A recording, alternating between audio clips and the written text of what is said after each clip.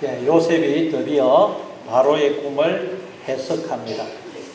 바로가 꾼 꿈의 내용은 우리가 앞에서 살펴봤듯이 바로가 나일 강가에 서 있는데 그 나일 강가에서 아름답고 살진 7암소가 올라와서는 풀을 뜯어먹어요.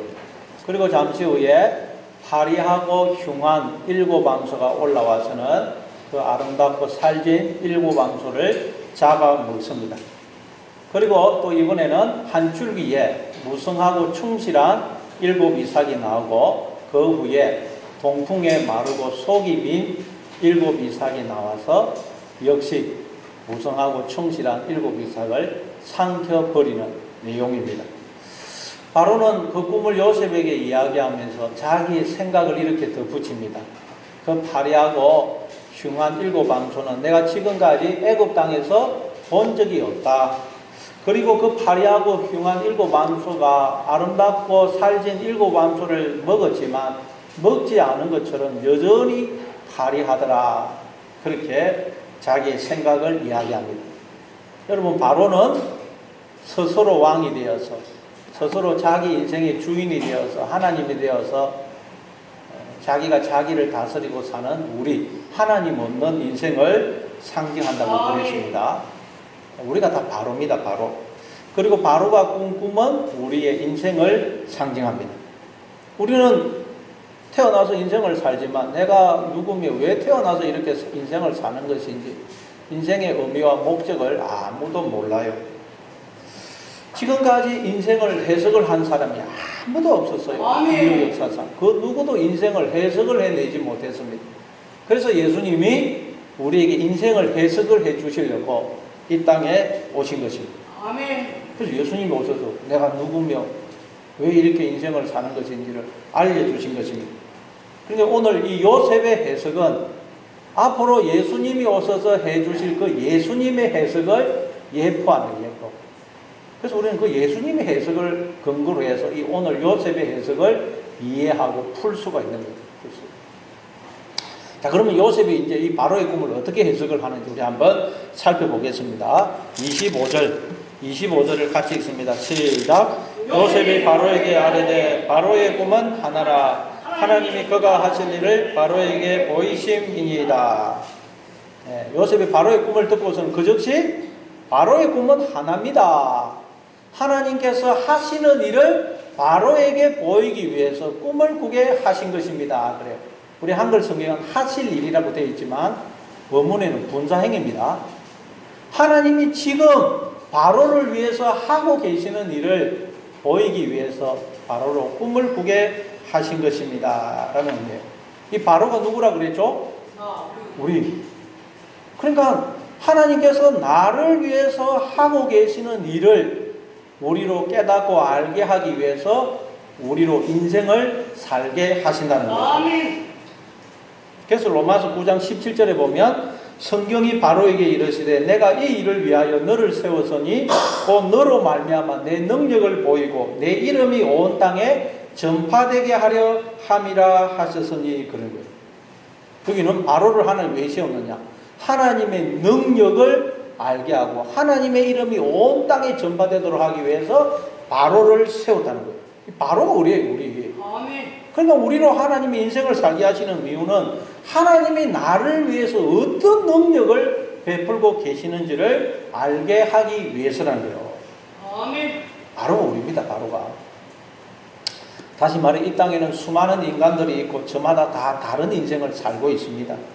인간들 중에 나와 똑같은 인간은 아무도 없습니다. 그리고 똑같은 인생을 사는 자도 아무도 없어요. 이 세상에서 오직 나는 나 하나이고 나만의 인생을 살아요. 모든 인간들은 다 자기만의 인생을 삽니다. 그리고 우리는 내 인생을 다른 사람과 절대 비교하면 안 돼요. 다 다른 인생을 살도록 되어 있어요. 그리고 우리는 나만의 인생을 살아가면서 수없이 많은 일들을 겪습니다. 수많은 우여곡절을 경험해요. 그런데 그가 누구든 그 누구의 인생이든 그리고 그 인생에서 일어나는 그 일이 어떤 것이든 그 어떤 사건이든 그 모든 것은 우리에게 하나를 가르치기 위해서 주어지고 있다는 거예요. 하나. 그 하나가 뭐라고요? 하나님이 나를 위해서 행하고 계시는 일, 그 일을 우리에게 가르치기 위해서 우리가 인생을 살고 있고, 우리 인생을 통해서 수많은 일들을, 우여곡절을 경험하고 있다는 거예요. 감사합니다. 그러니까 이 세상과 우리의 인생은 하나님이 나를 위해 하고 계시는 일을 우리에게 가르치고 증거하고 있는 거예요. 다시 말해 하나님을 우리에게 증거하고 있어요. 증거.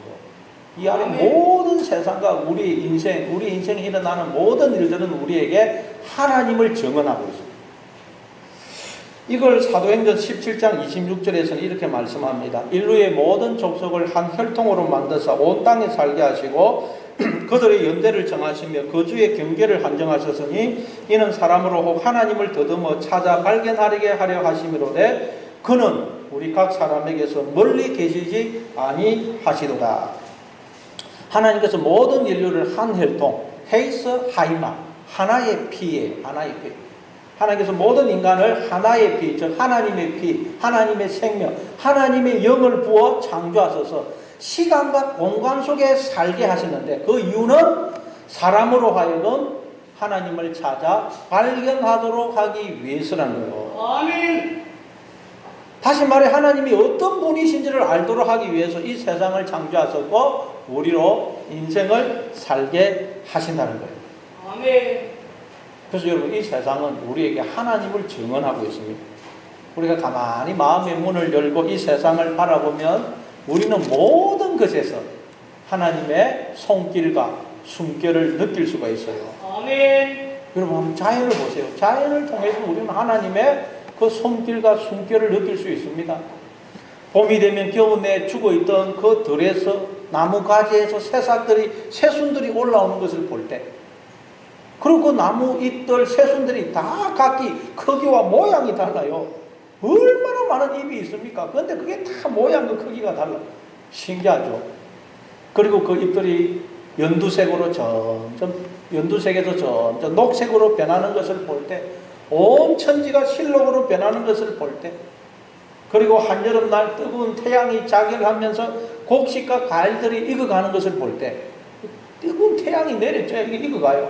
다 그렇게 익어가는 걸 볼 때, 가을에 모든 곡식과 과일들이 익어서 풍성한 수확을 우리에게 안겨다 줄 때, 그리고 가을이 깊어가면서 산들이 마치 불이 붙는 것처럼 단풍으로 물들어가는 것을 볼 때, 여러분 어떻게 하나님 없이 그 모든 것을 설명할 수가 있겠어요? 아멘.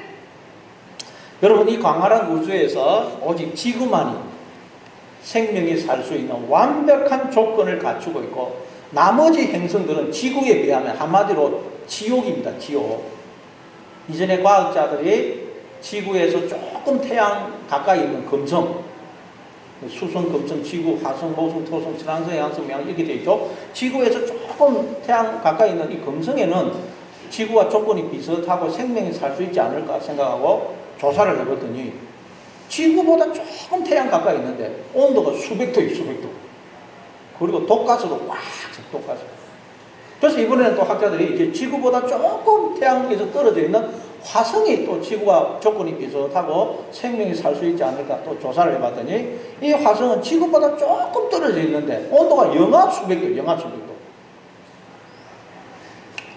여러분 이처럼 지구가 태양 조금 더 가까이 가면 우리는 타서 죽고, 지금에서 조금 멀어지면 얼어 죽어요. 아멘.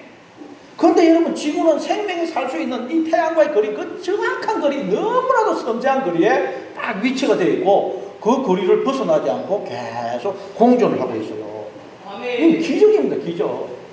너무나 정확한 거리에 놓여져 있어요. 그것뿐만 아니라 생명이 살기 위해서는 수천 가지, 수만 가지의 조건이 들어맞아야 되는데 지구만 그 조건이 딱 들어맞아요. 수천 가지, 수만 가지 조건이 딱 들어맞아요. 이게 저절로 있을 수 있는 일입니까? 아마 저 우주에 무슨 다른 외계인이 있다고 한다면, 예를 들어서 그 외계인이 이 지구를 방문을 했다. 그럼 이 지구를 보고 놀랄 거예요. 이야, 이럴 수가. 여기가 낙원이구나, 낙원. 이곳을 지은 분이 계시는구나. 그렇게 해요.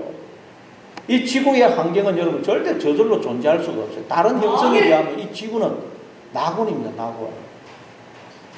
생명이 살 수 있는 조건은 그렇다 치더라도 여러분 또 생명 자체는 어떻게 설명할까요? 이 지구는 그렇다 치더라도 이 지구에 살고 있는 생명들은 도대체 어디서 왔을까요? 어떻게 이걸 설명을 할 수 있을까요? 더 나아가서 여러분, 우리 인간이 어떻게 존재할까요? 우리 인간이. 여러분, 애가 생명이 태어날 때 여러분 그 얼마나 놀라운 기적입니까? 짐승은 아무리 같이 데리고 살면서 말을 가르쳐도 말을 못합니다. 여전히 짐승이에요. 근데 그 애는 조그만 애가 한 1년 계속 말을 하면 그 애가 말을 해요. 다 생각이 있고 감정이 있어서 자기의 생각과 감정을 표현을 합니다. 조그만 애가. 기적 아니에요, 기적. 제가 수요일에도 말씀드렸듯이 이전에 그 독일의 어떤 왕이 실험을 했어요. 인간은 태어날 때부터 그 속에 말을 가지고 태어나는지 아니면 태어나서 말을 이제 하게 되는지 알고 싶어서 실험을 했어요. 그래서 애들 수십 명을 병원에 격리를 시켜서 사람으로 하여금 젖만 주고 절대 말도 못하고 또 눈짓도 못하고 만지도 못하게 했어요. 젖만 딱 줘, 젖만. 어떻게 됐을까요? 몇 달이 지나니까 그 애들 다 죽더라는 거예요. 그냥 말을 못하는 정도로 다 죽어버렸어요. 짐승은 여러분 이거 먹이만 주면 잘 자랍니다. 그런데 사람은 여러분 말을 하지 않으니까 말이 곧 생명입니다. 생명은 사랑이에요. 근데 하나님은 사랑이시라 그러죠. 인간은 그 속에 하나님이 안 들어가니까 죽더라는 거예요. 하나님이 반드시 들어가야 여러분 우리 인간이 이렇게 생명으로 하나님의 형상으로 존재할 수 있는 거예요. 아멘. 생명이래요, 생명. 인간은 하나님이 말씀을, 영을, 생명을, 사랑을 부어 창조하셨을 뿐만 아니라 지금도 끊임없이 생명과 호흡과 만물을 부어주시고 우리를 붙들어주고 계시므로 우리가 이렇게 살며 기동하며 존재하고 있다 그러죠. 아멘. 이처럼 하나님은 우리에게 당신의 생명을 전부를 부어주시고 졸지도 아니하시고 주무시지도 아니하시면서 우리를 붙들어주고 계십니다. 아멘. 그래서 우리로 하여금 하나님의 생명과 복을 누리게 하세요. 하나님의 모든 즐거움에 참여케 하세요. 아멘. 뿐만 아니라 하나님은 우리를 창조하신 뒤에 우리 뒤에 숨으시고 우리에게 머리됨을 보좌를 넘겨주셔서 우리 보고 머리 행세, 왕 행세, 하나님 행세, 주인에게 행세하게 하시는 분이에요. 그래서 모든 인간들이 다 그냥 자기의 주인에 대해서 주인 행세, 왕 행세, 하나님 행세를 하고 있잖아요. 이게 지금 하나님이 우리를 위해 하고 계시는 일이라는 거예요. 아멘. 여러분, 이 세상이 우리가 그냥 존재하는 게 아닙니다. 따라서 우리 예수 믿는 사람은 자연을 볼 때도 그냥 무덤덤하게 볼 수가 없어요. 그래서 우리 아버지가 무슨 큰 빌딩을 지었다. 그럼 그 빌딩을 볼 때마다 그냥 지나가죠. 야, 저 빌딩 우리 아버지가 지었어. 안 그러겠어요? 마찬가지로 예수 믿는 우리는 이 자연을 볼 때 무덤덤하게 볼 수가 없어요. 이 자연을 볼 때마다 이야, 이 자연, 이 세상을 우리 하나님 아버지가 지었었구나. 이야, 우리 하나님 아버지의 솜씨가 정말 대단하고 놀랍구나. 감탄을 하면서 보아야 돼요. 감탄하면서.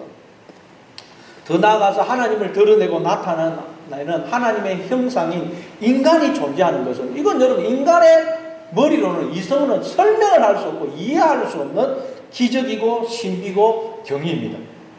인간이 어떻게 존재할까요? 인간이 하나님 비슷하게 흉내내는 인간이 어떻게 돼요? 이건 여러분 과학으로는 설명이 안 돼요. 여러분 인공지능이 IQ가 인간하고 비교가 안 됩니다. 인공지능. 그런데 여러분 인공지능은 고양이하고 개를 보여주면 구분을 못한대요. 신기하죠? 카메라를 가지고 아무리 비춰도 그렇게 그냥 우리 인간하고 비교가 안 돼요. 그 지능이.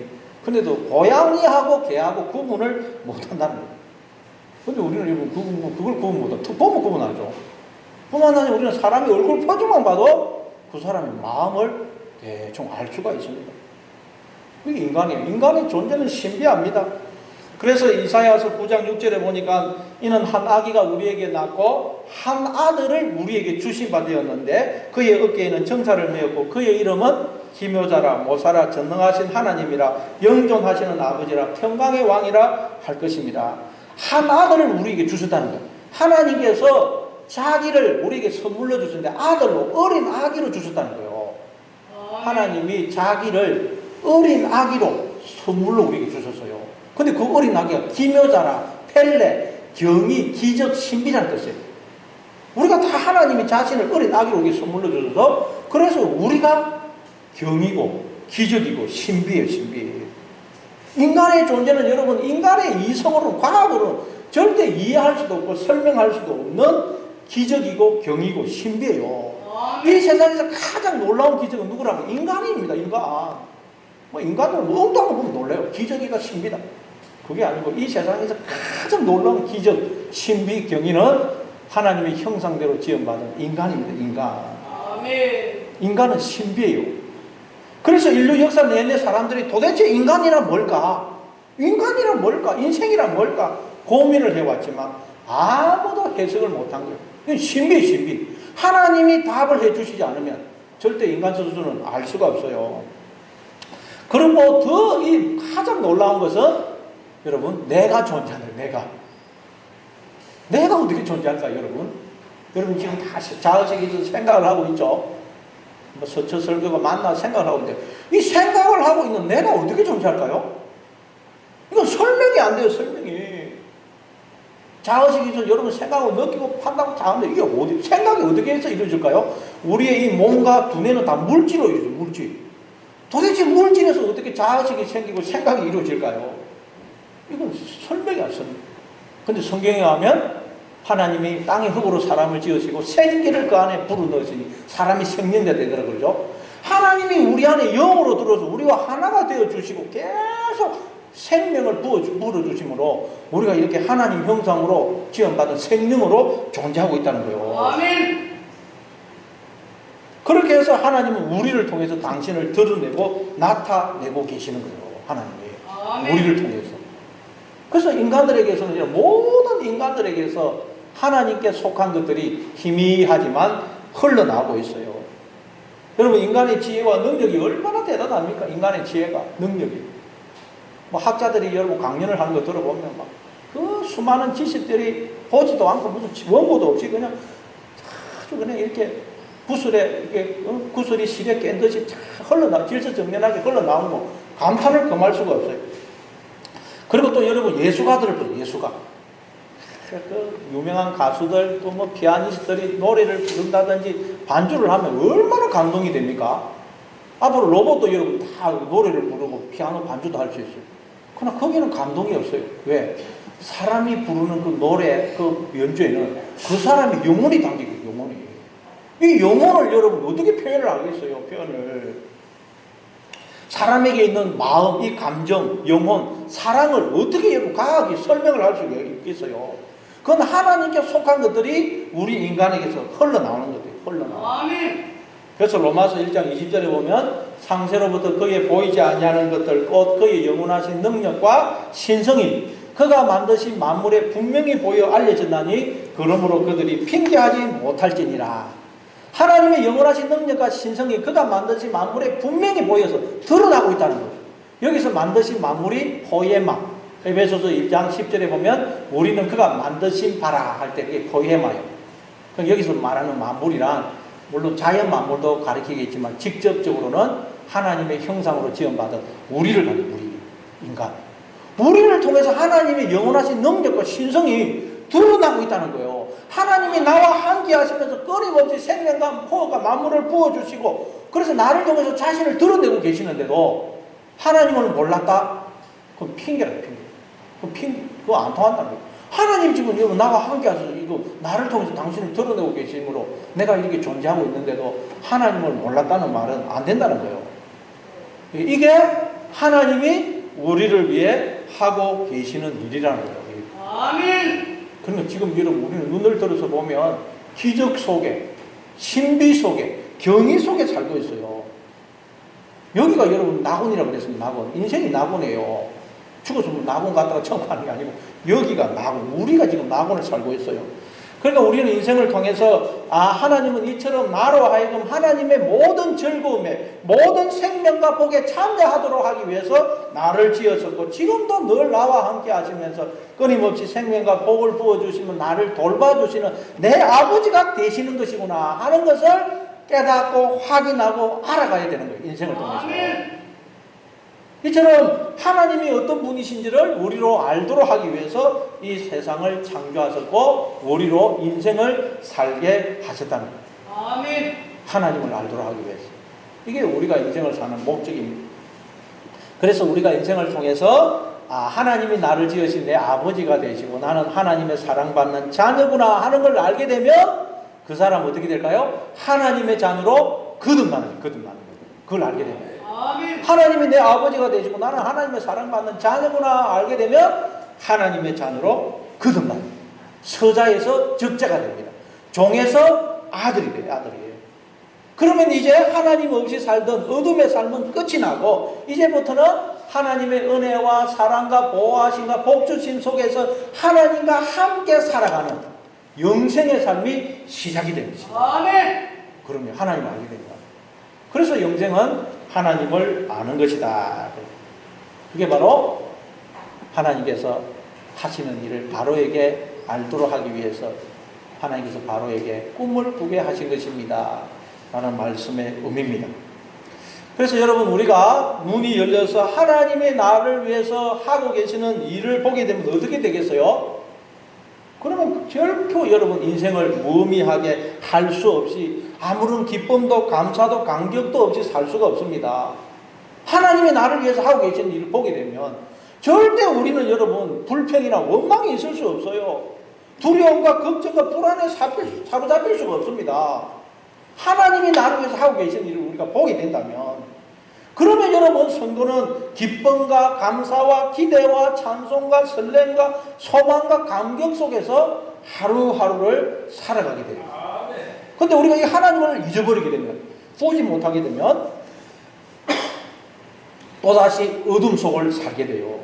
그러면 또 불평과 원망이 나오고 두려움과 불안과 미움과 분노에 사로잡히게 되는 거예요. 이제는 여러분 날마다 눈이 열려서 나와 함께 하시는 하나님, 나를 위해서 놀라운 능력을 베풀고 계시는 그 하나님을 바라보면서 살아가시는 여러분 되시를 바랍니다. 그래서 요셉이 이렇게 해석을 합니다. 우리 26절부터 31절 26절부터 우리 31절까지 한번 읽어보겠습니다.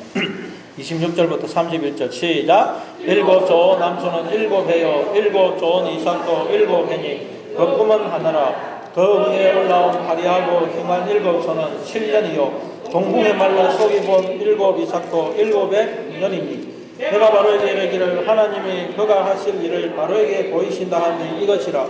온 애굽 땅에 일곱 해 큰 풍년이 있겠고 그의 일곱 해 흉년이 들므로 애굽 땅에 있던 풍년을 다 잊어버리게 되고 이 땅에 그 기근으로 망하리니 그에 던 그 흉년이 너무 심함으로 이전 풍년을 이 땅에서 기억하지 못하게 되리다.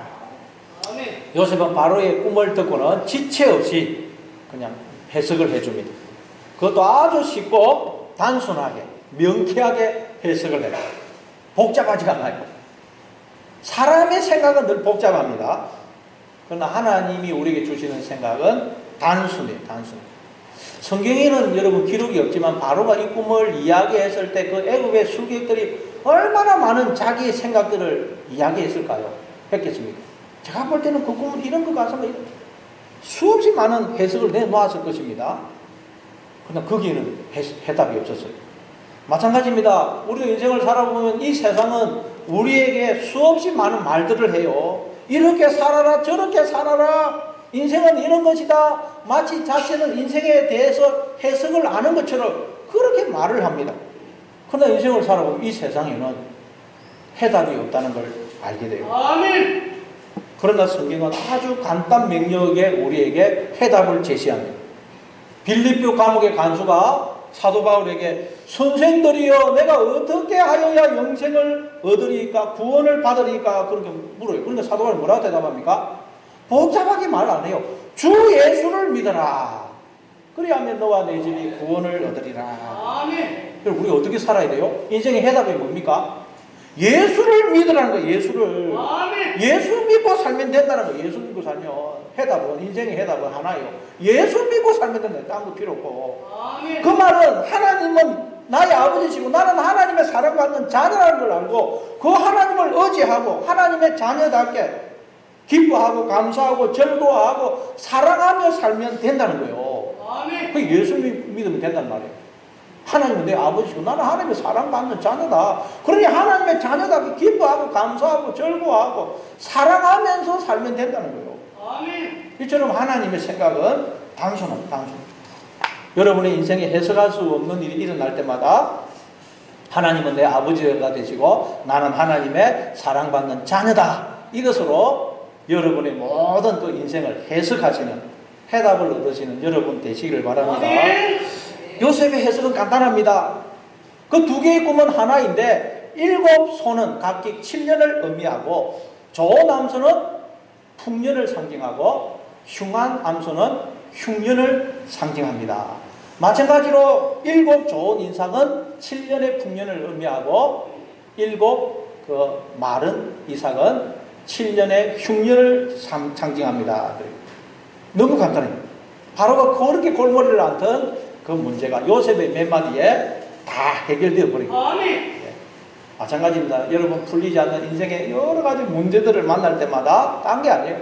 하나님은 내 아버지가 되시고 나는 하나님의 사랑받는 자녀다. 이것으로 여러분의 모든 문제를 풀어내시는 여러분 되시기를 바랍니다. 자, 근데 요셉의 해석에 의하면 이 땅에는 먼저 7회의 풍년이 있다는 거예요. 7회. 7은 완전 쓰죠. 완전한 풍년이 있다는 거예요. 그런 후에 또 7회의 흉년이 있다. 흉년. 우리 인생이 그렇다. 우리 인생이 처음에는 7회의 풍년이 있어요. 그럼 그런 후에 7회의 흉년이 있게 된다는 거예요. 근데 이 후에 있는 흉년이 얼마나 심한지 앞에 있던 풍년을 다 잊어버리게 되고 애굽 땅이 뒤에 있는 흉년으로 말미암아 망하게 되는 거예요. 우리 생각에는 여러분 처음에 흉년이 오고 그 후에 풍년이 와야 맞을 것 같아요. 안 그래요? 처음에 흉년이 오고 그 뒤에 풍년이 와야 맞을 것 같아요.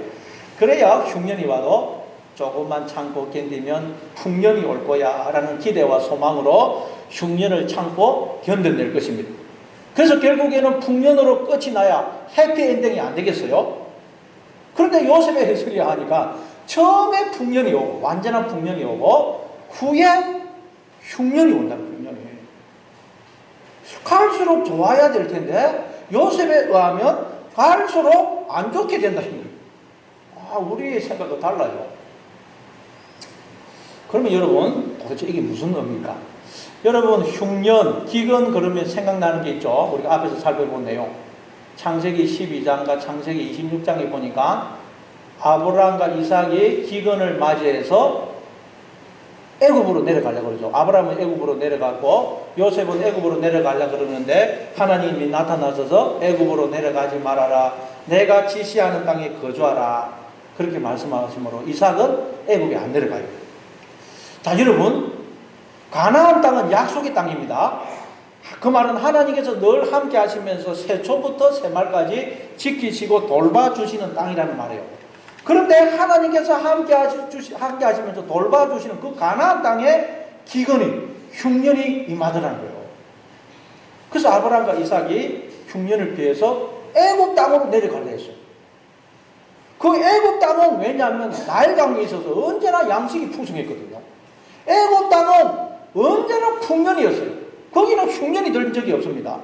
그런데 하나님이 함께 하시면서 돌봐주시는 가나안 땅은 흉년이 들더라는 거예요.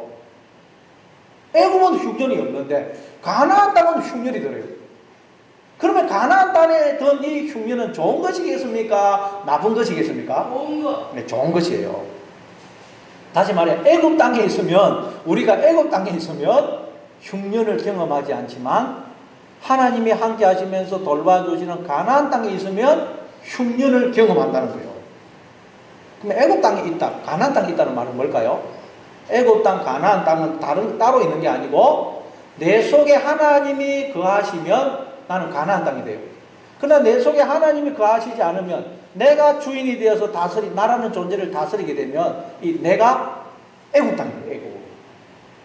이해가 되시죠? 내 속에 하나님이 안 계시면 내가 애굽 땅이 되고 내 속에 하나님이 거하시면 늘 나를 새초부터 새마까지 지키시고 돌봐주시는 약속의 땅, 가나안 땅이 돼요. 자, 그런데 여러분 내가 스스로 주인이 되어서 왕이 되어서 하나님이 되어서 이 나라는 존재를 다스리게 되면 이 나라는 땅은 애굽 땅이 되고 그러면 나에게는 늘 양식이 풍족하다는 거예요.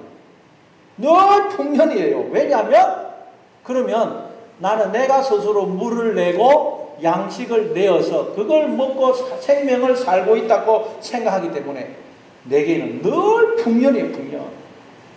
그래서 하나님 없는 인생은 늘 풍년입니다. 늘 양식이 풍족해요. 그러나 성령이 임하면, 즉 눈이 열리면, 아, 나는 내 힘으로 사는 게 아니고 하나님이 끊임없이 생명과 호흡과 만물을 부어주시고 붙들어줘서 이렇게 살고 있는 것이구나 하는 걸 알게 되고, 그러면 우리는 가나안 땅이 돼요. 가나안 땅. 아멘. 가나안 땅은 신명기 11장 10절 이하의 말씀에 의하면 스스로 물을 내지도 못하고 하늘에서 내린 물을 저장도 못하고 다 흘러버리는, 흡수해버리는 땅이라 그러죠. 그래서 하나님께서 때를 따라 비를 내려주셔야만, 새초부터 새말까지 지켜주시고 돌봐주셔야만 양식을 낼 수가 있는, 살아갈 수가 있는 땅이에요. 아멘. 가나안 땅.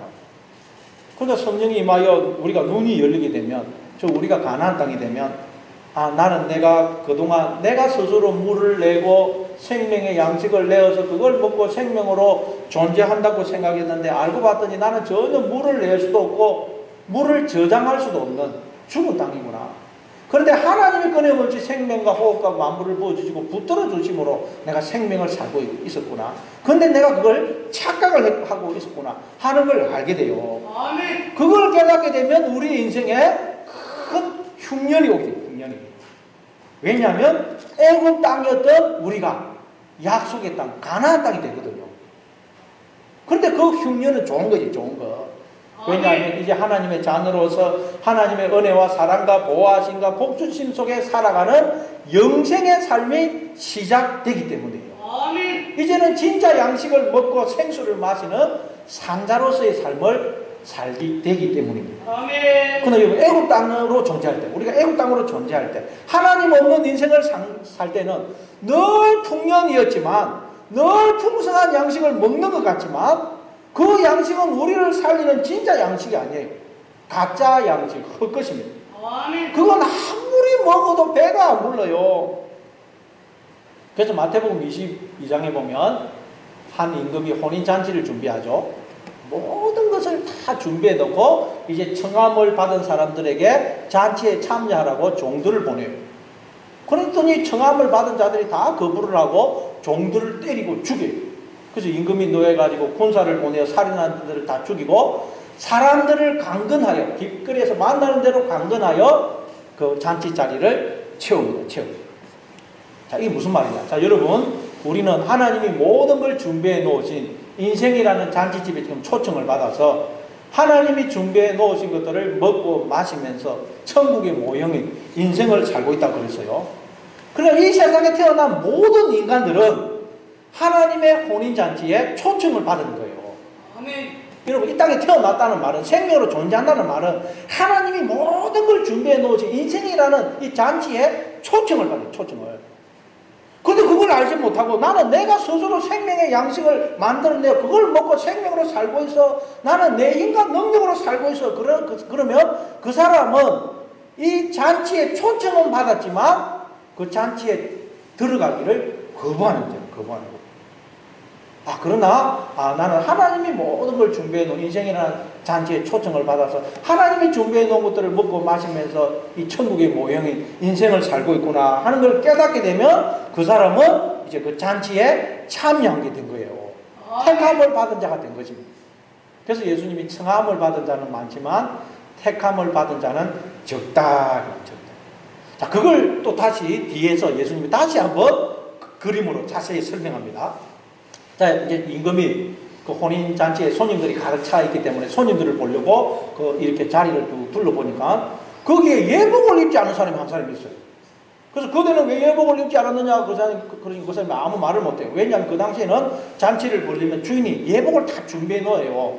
그래서 종들이 문에서 들어오는 사람에게 다 예복을 줘요. 그런데 이 사람이 예복을 입지 않았다면 그 예복을 거부를 했다는 거부를. 난 이거 입기 쉽습니다. 뭐 내가 입고 있는 옷이 더 좋습니다. 예복을 거부를 했다는 거예요. 거부를.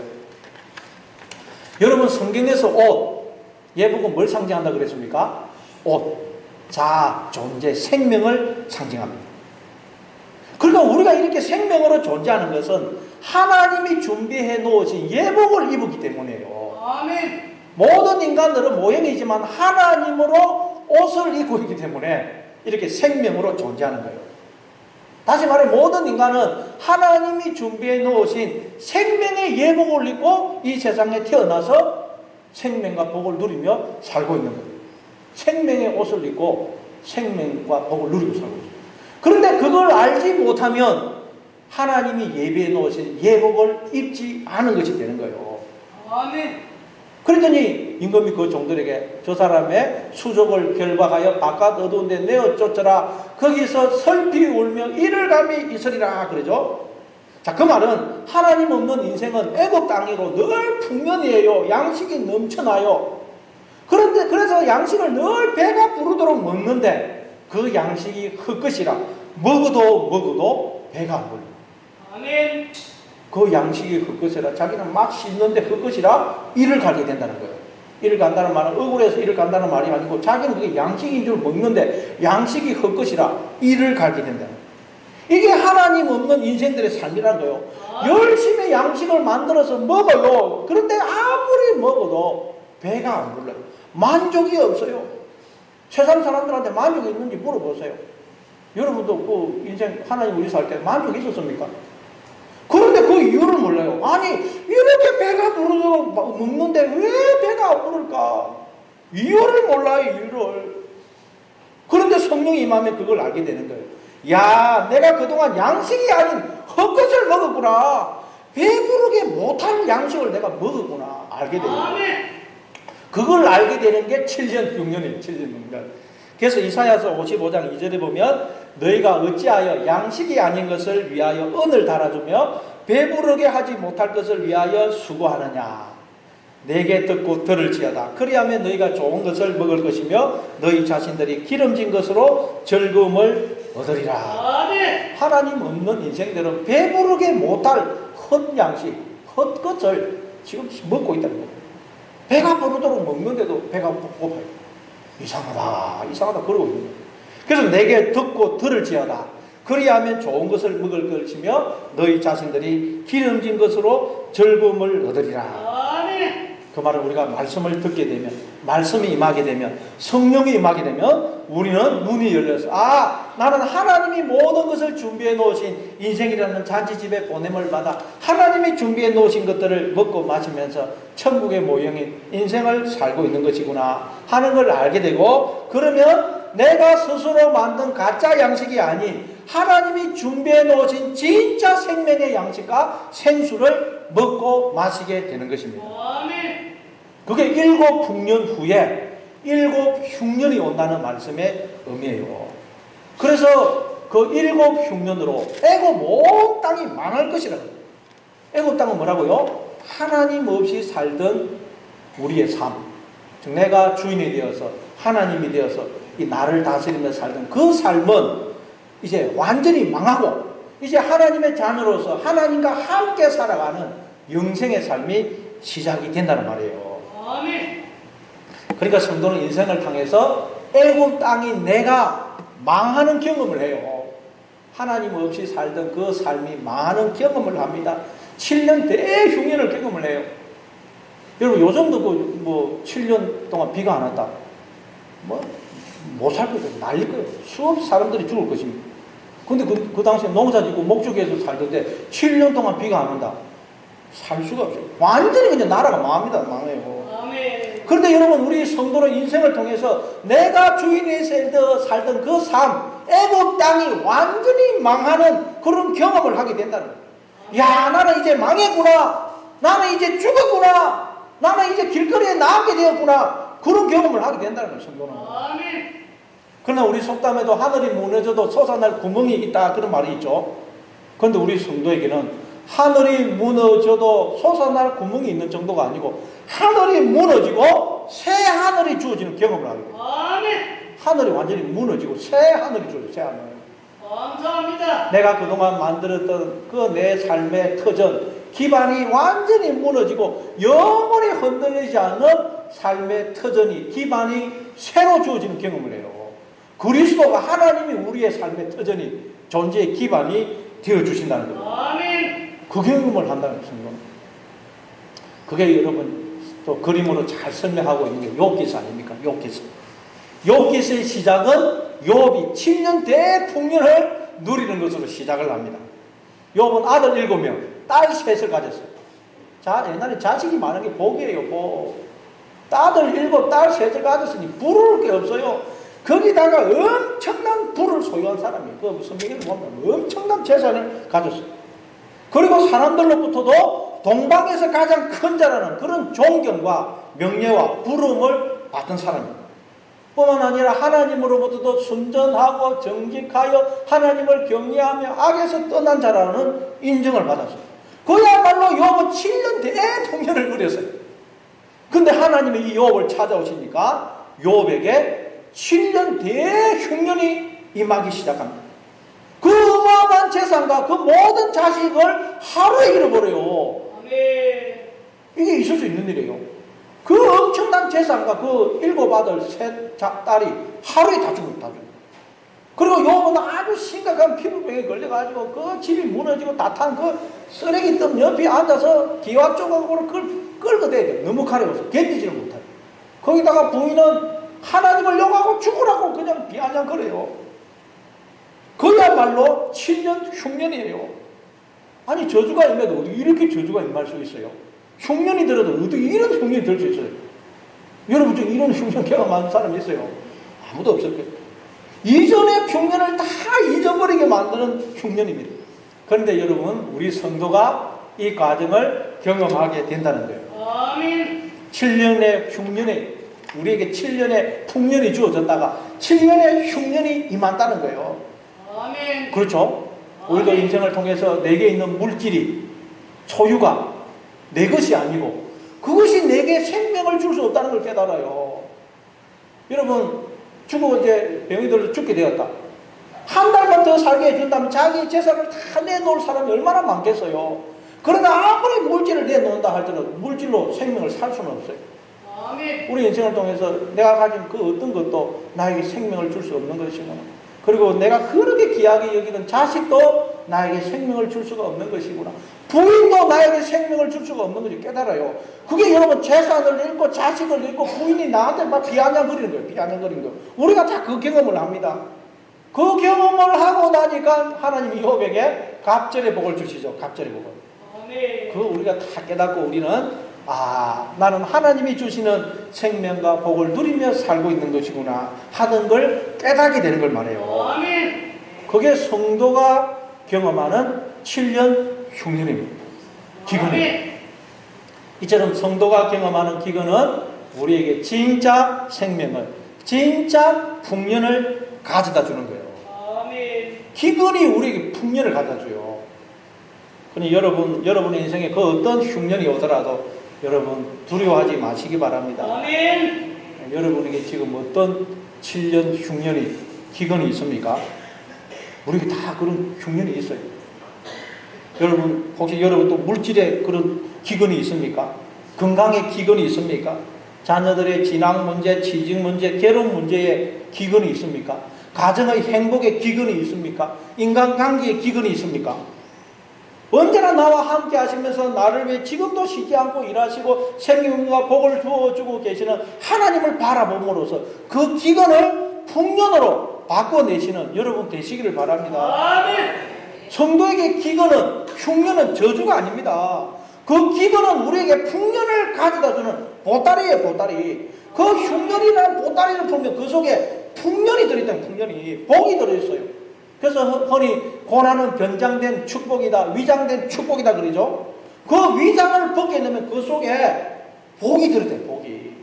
아멘. 흉년이라는 포장지를 벗겨내면 그 속에 풍년이 들어있어요, 풍년. 그게 고린도후서 4장 7절 말씀이죠. 우리가 이 보배를 질그릇에 가졌으니 이는 심히 큰 능력은 하나님께 있고 우리에게 있지 아니함을 알게 하려 하심이라. 우리가 사방으로 우겨쌈을 당하여도 쌓이지 아니하며 답답한 일을 당하여도 낙심하지 아니하며 박해를 받아도 버림받지 아니하고 우리가 항상 예수의 죽음을 몸에 짊어지면 예수의 생명이 또한 우리 몸에 나타나게 하려 함이라. 하나님은 우리에게 보배를 주실 때 어디에 담아 주신다고요?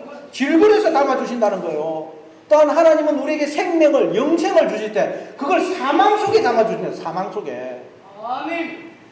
그래서 우리는 반드시 그 질그릇이 깨지는 그 경험을 해야, 사망을 경험을 해야 생명을, 보배를 얻게 된다는 거예요. 아멘. 하나님이 그렇게 하시는 이유는 심히 큰 능력은 하나님께 있고 우리에게 있지 아니함을 알게 하기 위해서라는 거예요.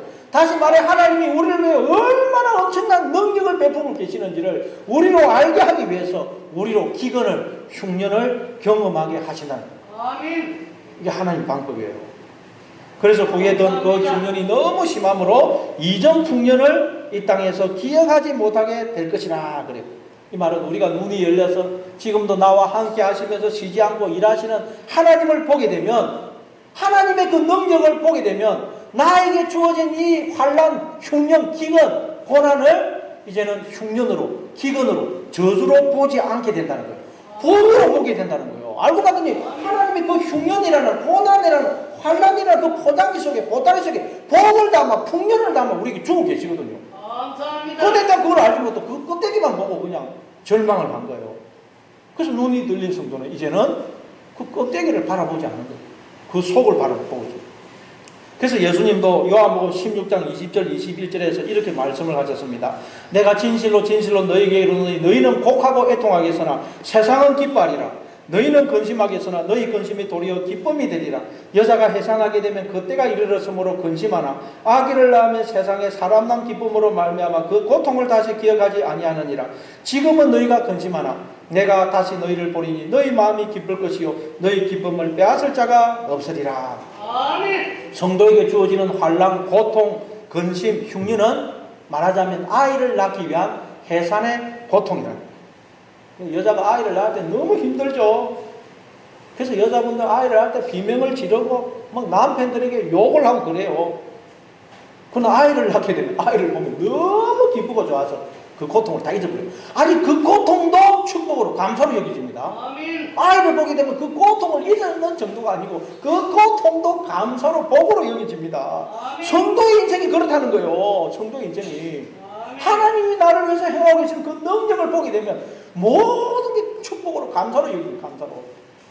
아멘. 그래 여러분 흉년으로 인하여 힘들고 고통스럽더라도 조금만 참으면 아이를 낳는 것 같은 기쁨이, 감사가, 축복이 임할 거야 하고 소망을 가지고 여러분 잘 참고 견뎌내시는 여러분 되시기를 바랍니다. 자, 그럼 이런 일이 언제 일어나느냐? 우리 한번 32절을 읽어보죠. 32절을 읽습니다. 32절 같이 읽습니다. 시작. 바로께서 꿈을 두 번 겹쳐 꾸신 것은 하나님의 일을 정하셨습니다. 하나님이 속히 정하시리니. 바로가 꿈을 두 번 겹쳐 꾼 것은 하나님이 이 일을 시행하기로 확정을 하셨다는 뜻이라는 거예요. 그런데 하나님은 이 일을 시행을 하시는데 언제 시행하시느냐? 속히 시행하실 것이라. 하나님이 정하신 일은 반드시 이루어지는데 언제 이루어지느냐? 속히, 그 즉시 곧 이루어진다는 거예요. 아멘. 요한계시록 1장 1절에도 보면 예수 그리스도의 계시라 이는 하나님이 그에게 주사 반드시 속히 일어날 일을 그 종들에게 보이시려고 그의 천사를 그 종 요한에게 보내어 알게 하신 것이라. 자, 요한계시록에 기록된 그 내용, 환상을 통해서 보여주신 그 내용들은 반드시 일어나는데 언제 일어난다고요? 속히 일어날 일이라는 거예요. 아멘. 다시 말해서 우리에게 성령이 임하여 우리에게 눈이 열리게 되면 하나님이 말씀하신 이 모든 일들이 지금 나에게 이루어지고 있음을 알게 된다는 거예요. 아멘. 나중에가 아니고 지금 나에게 이루어지고 있다는 걸 알게 된다는 거예요. 아멘. 즉 하나님이 나를 지으신 내 아버지가 되시고 지금도 나와 함께 하시면서 생명과 복을 주시고 나를 지키시고 나를 생명의 길로 인도하고 계시다는 걸 눈이 열리면 지금 즉시 우리가 알게 되는 거예요. 아멘. 다시 말해 우리가 눈이 열려서 보게 되면 하나님이 하신 그 모든 일이 지금 나에게 이루어지고 있음을 알게 돼요. 아멘. 나중에 이루어진 게 아니라 지금 이루어지고 있어요. 모르고 있었을 뿐이에요. 우리가 모르고. 예수님이 함께 달렸던 그 강도에게, 그 강도가 예수님께 예수여 당신의 날에 임하실 때 저를 기억해 주십시오. 그러니까 네가 오늘 나와 함께 낙원에 있으라 그러죠. 그건 네가 죽으면 천국 갈 거야. 그런 의미도 되지만 네가 나를 믿게 되면 지금 즉시 낙원을 살게 될 거야. 천국을 살게 될 거야.